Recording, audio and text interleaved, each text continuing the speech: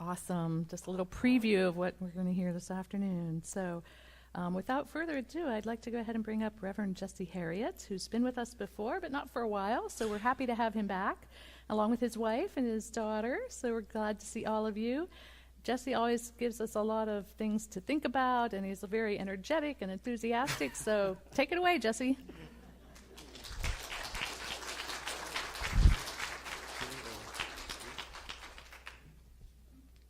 Good morning.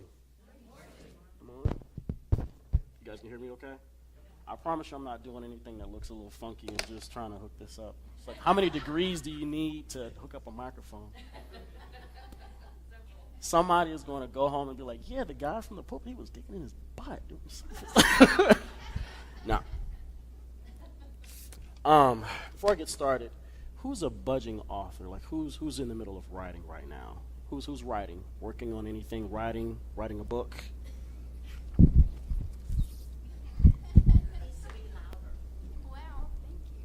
You.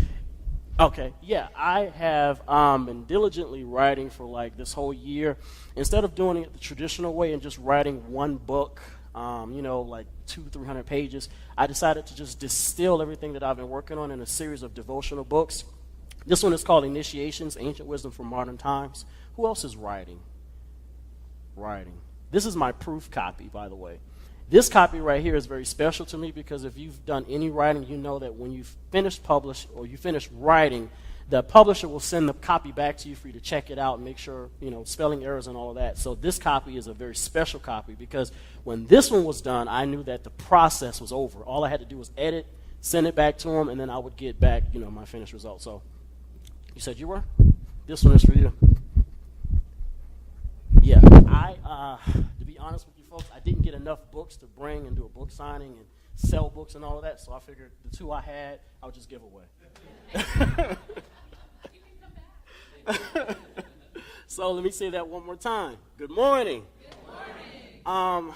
First of all, I am happy to be here. I am humbled that I was invited back, and I'm a criminal justice major. My master's is in criminal justice, so it's refreshing to finally be, in the light, so to speak, because I spend the majority of my day during the week investigating people and dealing with the dark side. And as a teacher myself, I get discouraged because it's like, where's the good in people, But then a guy by the name of Dr. John DeMartini, he told me something a long time ago when I interviewed him.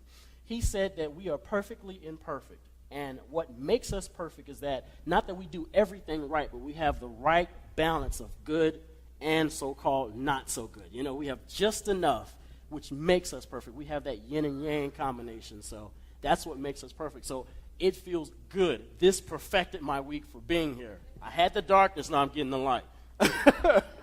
Today, I don't want to worry your patience long. Just want to jump right in. I want to talk about what I call everyday mystic. Everyday mystic. Can you repeat after me? Everyday mystic. Everyday mystic. And by the way, I am from the South. I'm a country boy, even though I got the little curly hair Atlanta thing going on. So I give out preacher licenses. So if I ask you to repeat after me, it's not because I'm trying to wake you up, but I'm trying to help you help me preach. That's okay. That's how we do it in the South. The idea of what I call everyday mystic was basically born out of my own experience. I'm about as normal as they come, and I love my life that way. But for the majority of my life and the very little time I've been here, you guys are like, the majority of your life, you're like years old, right? I've tried to devote it to getting to know my soul. Everybody say soul. Soul. And thereby do this depth work of cultivating an inner life. So when I started composing this talk, first of all, trying to put soul on paper is difficult. I spent about 3 days of typing paragraphs and deleting the paragraphs, then typing the paragraphs and deleting the paragraphs. And I think that sums up the spiritual experience. Wouldn't you agree? Trying things out, progressing and moving forward, and then tragedy happening or something happening, and then you're moving backward. It's this constant push and pull, and I think that's how life sort of is. And you know what? It's okay that life is that way, because I say, and I'm going to get to this later on in my point, that life is a teacher. I think of life as a teacher.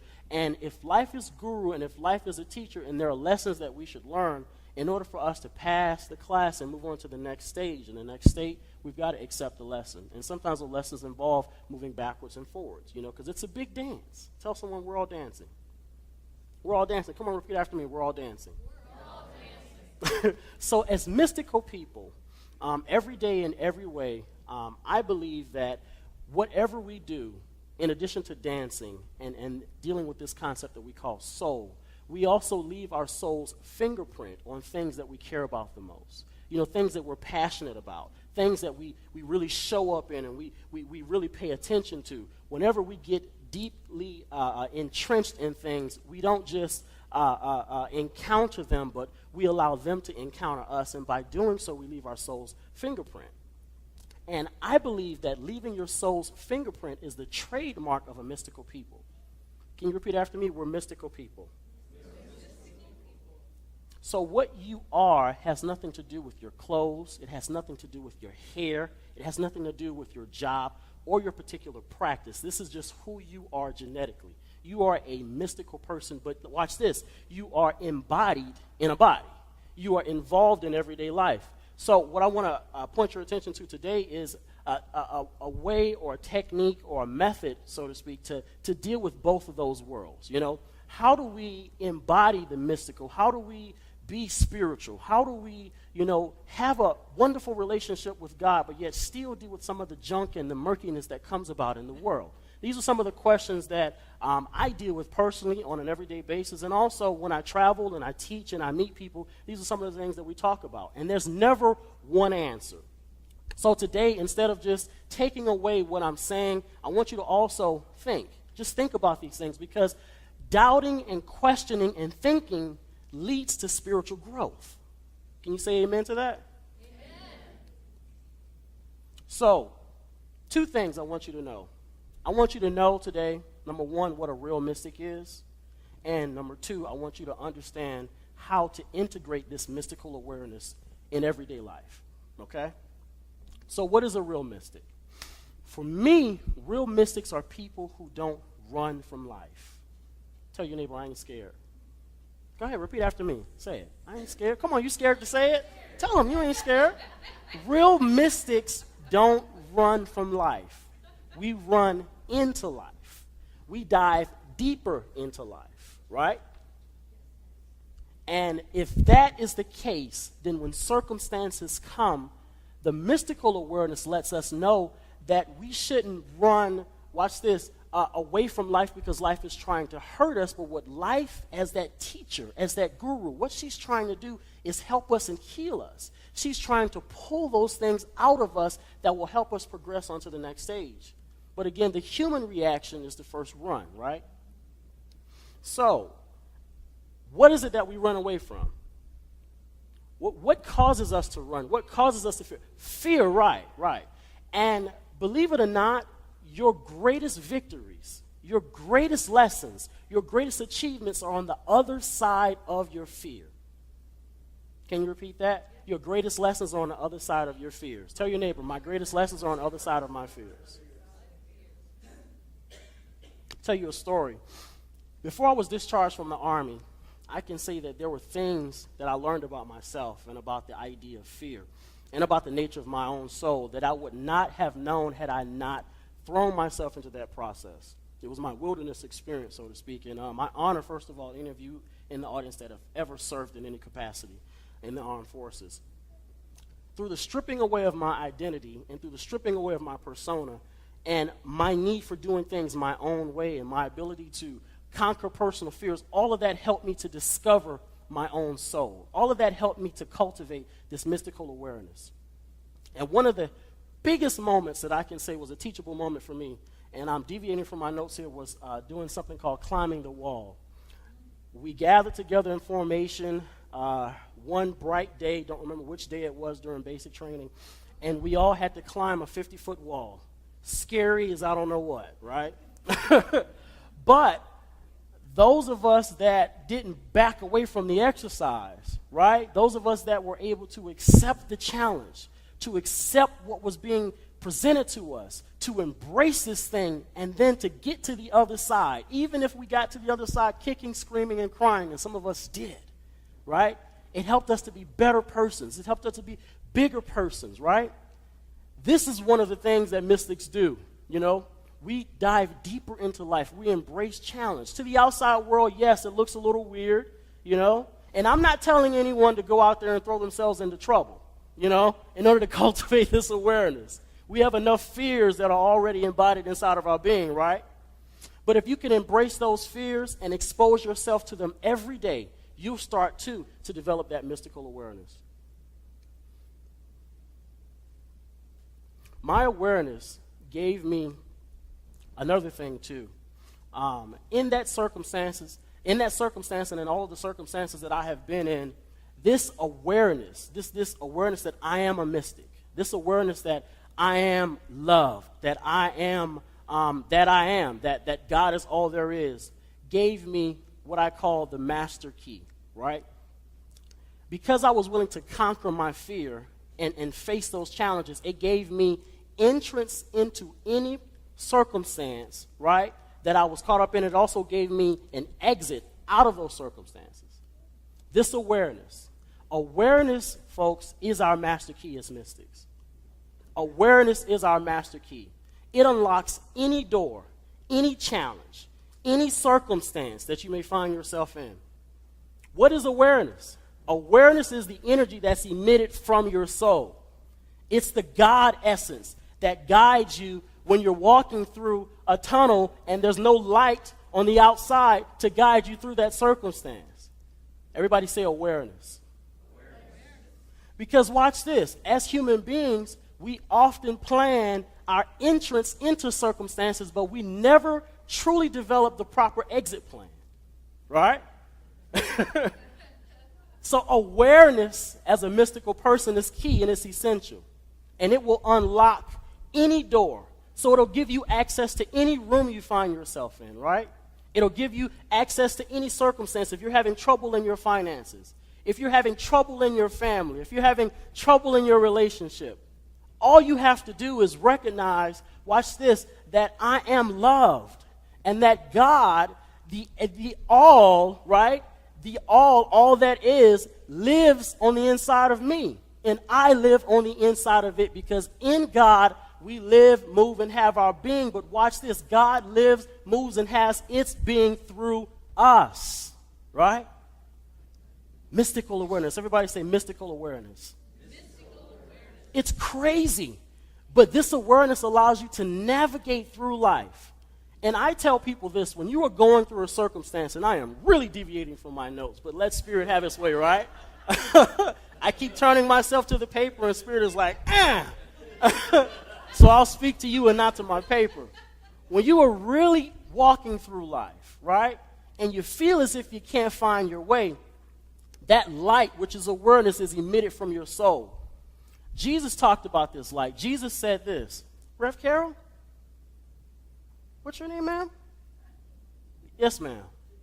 You look like Rev Carol O'Connor. I don't know why I looked at you and thought about her. I think you have a calling on your life. Whenever you are going through life and you feel as if you can't find your way, awareness is the energy emitted from your soul, right? And whenever there's not an external circumstance or an external light to guide you, that awareness can guide you through that circumstance. Everybody agree to that? Jesus said that you are a city set upon a hill that cannot be hid, right? Jesus referred to this light. Jesus talked about this energy, right? Because he used it himself to guide himself through the temptation and through the persecution of the Roman Empire. And we should also use this same mystical awareness to guide us through everyday circumstances, to guide us through the normalcy of life. And if we are cities set upon a hill that cannot be hid, watch this. God is obviously paying our light bill, so we don't have to turn the lights on.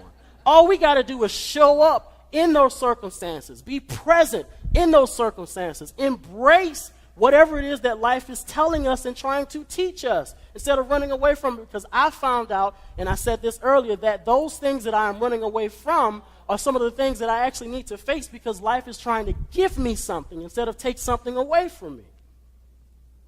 Everybody say mystical awareness. I want to point your attention to a passage from the New Testament. In the book of Acts, the first chapter, right around verses 10 through 13, I want to read this to you if you don't mind. The backdrop of this myth, and excuse me if I act a little heretical, I always say heresy is good for breakfast.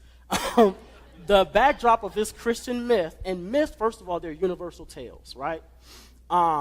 Dreams are private myths, but these metaphors and universal stories, they're public dreams. So when you read the stories of Greek mythology, when you read the stories of Christian mythology and Viking mythology, right? And all of these different myths, they're collectively the energy of a particular community that has decided to dream together and create universal patterns. And if we can interpret these patterns, they'll show us and unlock keys to life and how to make it through life. For example, and I'll deviate, Thor is the Viking interpretation of Jesus Christ, right? He's sort of like that. Jesus Christ is another variation of Thoth or Tahuti or Hermes, all of these great mystical and mythic characters throughout history. So I want to set that as the backdrop before I read this story. So in the book of Acts, right around the 10th verse, the first chapter, I'm going to read this to you as soon as I find it. The scripture says this: as they were gazing into the sky while he was going, behold, 2 men in white clothing stood beside them. And these 2 men, of course, they were angels. The backdrop of this story talks about Jesus facing one of the biggest challenges of his own life, which was his own mortality, his own demise, right? And once you look around that incident, or you look around his crucifixion, you see that that was also the precursor to one of the greatest victories that the disciples ever experienced, which was the nature of their own soul, because after Jesus' demise, the disciples had the upper room experience. So again, on the other side of your biggest loss is your greatest victory. Tell someone this mystical awareness. So the 2 angels, the 2 men in white clothing, they're standing there talking to these disciples. And they said, "Men of Galilee, why do you stand looking into the sky? This Jesus who has been taken up from you to heaven will come again in the same way, just as you've watched him go into heaven." And then further on down it says, "Then they returned to Jerusalem from the Mount of Olivet," or the Mount of Olives, which is near Jerusalem, a Sabbath day's journey away. And when they had entered into the city, they went up into the upper room where they were staying. That is Peter, John, James, Andrew, Philip, and the rest of the whole gang. And that's the end of the 13th verse. What does all this mean, and what does this have to do with being a mystic in everyday life, an everyday mystic? There are several metaphorical points I want you to take away from that particular scripture reading in the context of everything that we're talking about here today. The first point that I like to make is that the disciples gazing into the sky represents our human desire for something more. Anybody want more out of life? Raise your hand. I'll pull a Tony Robbins. Anybody want more out of life? Raise your hands and say, "I." Tony Robbins does that a lot. So the disciples gazing into the sky was their human inclination for something more. Watch this. We don't just respond to life, but life responds to us. So our inner desire for something more propels life to give us that, which often comes veiled in the form of challenges. That's something to keep in mind since we're talking about this mystical awareness. But the encouragement of the angels, watch this, was a reminder that what we are looking for is right here now. So imagine the disciples standing there watching Jesus' ascension and the angels coming to them asking them, "Why is your gaze up here? Your gaze should be up here," right? Your gaze should be forward.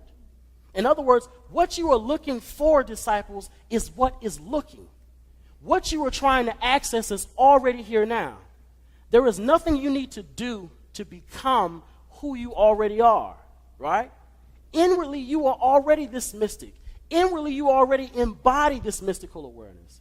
Plato said it like this: we never teach the public anything. Our job as teachers is to help them remember what they already know. Tell someone, you already know this. So again, that ties back into my point that I made earlier. And again, remember, real mystics, we don't run away from life, we dive deeper into life. So the angels reinforce this principle. And anybody that doesn't believe that, tell them to go and get their Bible, because angels said it. You know, you don't have to believe me, just look, these angels said it. These angel guys said it. So, if you are scared, again, if feel fearful, if you're frightened, if you're dealing with something that makes you tremble, recognize that by gradually exposing yourself to that thing, that career, that relationship is a way to conquer that fear, right? And eventually, you'll develop the courage to conquer it. My second point ties back to another comment by the angels. They hinted that just as the disciples saw Jesus metaphorically go up, he will return in that same manner, which is a hidden reference, watch this, to the law of universality, or the law of circularity. Circularity. Can't get the word out. What does that mean? Whenever we feel like we've lost something, because again, life is always trying to teach us, and life is always presenting us with challenges in order for us to grow. Us diving deeper into that experience can prompt us to feel as if we're losing. We're fighting a losing battle. Anybody ever felt like they were fighting a losing battle? Fighting or paddling upstream? Those comments by the by the angels, was an indication that life is sort of circular. What you give up, you will always get back. Everybody say that with me. What I give up, I'll always get back. So the energy that you put in a project you felt like you didn't receive credit for, right? The energy you put in a marriage that you feel you weren't reciprocated for, the love you gave out to people, you will always get it back. You never lose as a mystic because you realize that everything is connected. Energy can't be created or destroyed. It's only transferred. So even the bad that you experience, you can still use it and convert it into something good. Right? The law of circularity.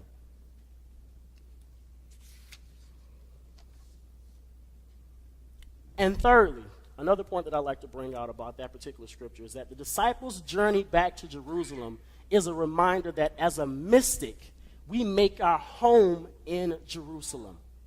So regardless of what we are experiencing, every day we make our home in Jerusalem, the city of peace. Where is Jerusalem? The city of peace is at the center of your soul. Everybody say that with me. The city of peace is at the center of my soul. That's what Jerusalem is. It's always been there. That's what Jerusalem means. The city of peace, right? The minute that the disciples decided to return back to Jerusalem, that's when they had the upper room experience. What does that mean, preacher, in context of everything that we're talking about? Glad you asked. If we are mystics and we're dealing with problems and circumstances in everyday life, then we have to have a way to get back to ourselves, to get back to our soul, to get back to the God center. We have to have a way to connect with that realization so that we can shine the light from within and guide ourselves out of our circumstances, because we are the saviors that we've been looking for. The city of peace is where we make our home. So whenever you're dealing in everyday life and you're down and you're deep in the murkiness, if you can find a way to get back inside, right?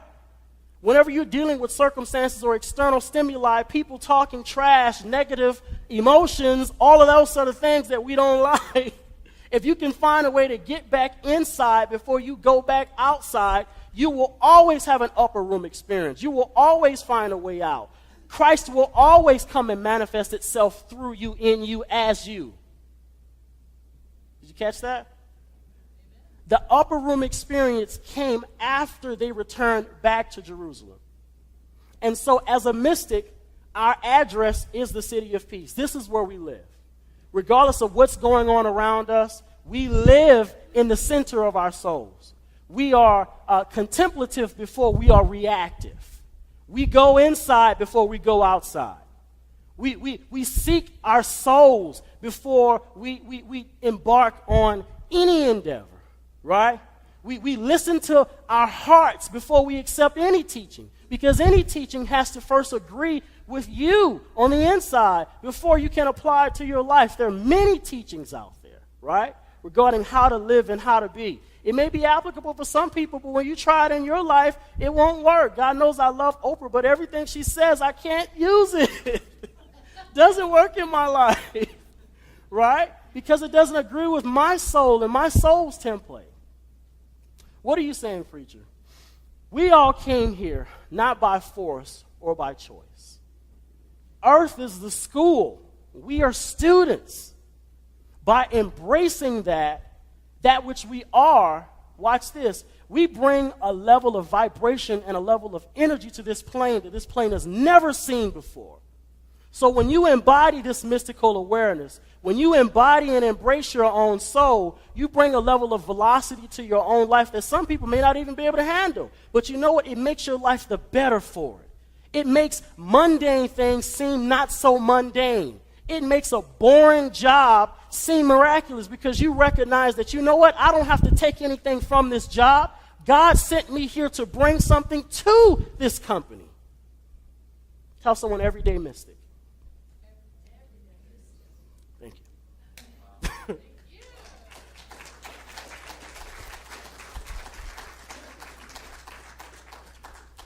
As I close, I'd like to leave you guys with a brief meditation.